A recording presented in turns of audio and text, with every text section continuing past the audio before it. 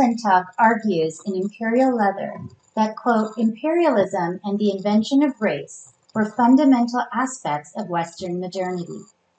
In this lecture, we are going to examine how imperialism created a new concept of time in human history based on racial thinking that justified colonial oppression and labor exploitation, and later the enslavement of Black peoples and the establishment of a coolie system of indentured servitude.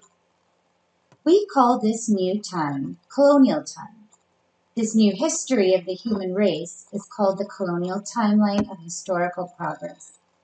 And the management of populations using these concepts is called chronopolitics, a term coined by Elizabeth Freeman.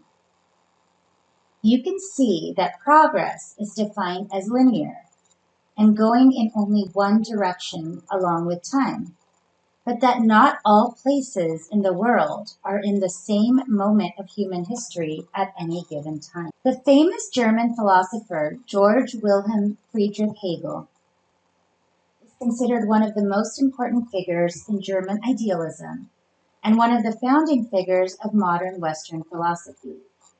His influence extends to the entire range of contemporary philosophical issues, from epistemology and metaphysics to aesthetics, philosophy of history, philosophy of religion, political philosophy, and the history of philosophy. In his lectures on the philosophy of history, given in Berlin in the late 1820s and 1830s, Hegel constructs a timeline of human historical progress. We refer to this as history with a capital H because it is conceived as the history of humans on the planet.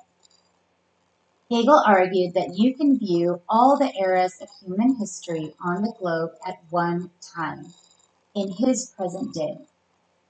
The famous postcolonial theorist Homi Bhabha has suggested that in the era of empire, time was described in this uncanny way, as always multiple in any given historical moment.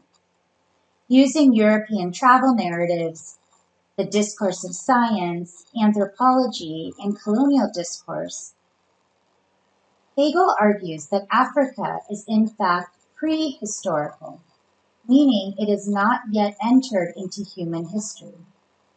He goes on to say that what he calls the Asiatic regions were once great civilizations that had now become static, in part because of the Hindu belief in reincarnation, and that Europe is the harbinger of human historical progress. Let's look now at what this colonial timeline of historical progress was based upon and what it argued. The prehistoric label was based on how Europeans interpreted what they saw when they traveled to Africa, based on their own biases and motivations. After all, they desired to extract African resources and turn the people into a source of cheap labor, two of the most important aspects of imperialism. The third being to create new markets for goods, but that would come a little later. Europeans denied that the many African societies they encountered had their own social and economic formations. They called the religions they found fetishistic, argued that in contrast to European society, in which the two-sex, two-gender binary had been perfected, Black peoples were ungendered and did not divide labor based on sex. Furthermore, they considered them hypersexual or more connected to the animalistic urges. As Hari Ziad argues, following Saidiya Hartman, quote, blackness ruptures the laws of gender, just like the laws of the state seem intent on rupturing Black life. When it came to Asian cultures, Europeans argued that they were once great examples of human progress, but that these civilizations had become static. Hegel attributed this to the Hindu belief in reincarnation. In relation to the two-sex, two-gender system, Asian societies were seen as overly gendered. The harem, or the women's quarters in some Muslim and Hindu homes, also referred to as the zenana, was seen as a symptom of this over-gendering. and this rigidity caused men to become effeminate or overly masculine. Homosexuality would become a favorite trope in British and French references to Muslim men and cultures, and the women to become passive and hypersexual, paradoxically. These cultures are considered erotically perverse, and there was a booming business in pornography that featured women from the so-called Orient in Europe. Not surprisingly, Hegel and other Europeans after him identified Europe, and the West in general, as the vanguard of human progress. Europe, primarily Western Europe, was seen as becoming modern, adopting capitalism, and perfecting the sexual division of labor. Of course, Christianity was perceived as the most modern religion vis-a-vis more ancient world religions, and the two-sex, two-gender system was perceived as the most ideal form of gender division.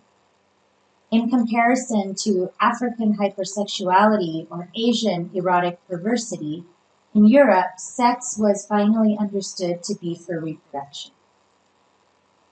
The colonial timeline of human history presented history as linear progress forward for humanity from savagery to reason, from fetishism to Christianity, from a lack of gender to the two-sex, two-gender system, and from hypersexuality to sex for reproduction.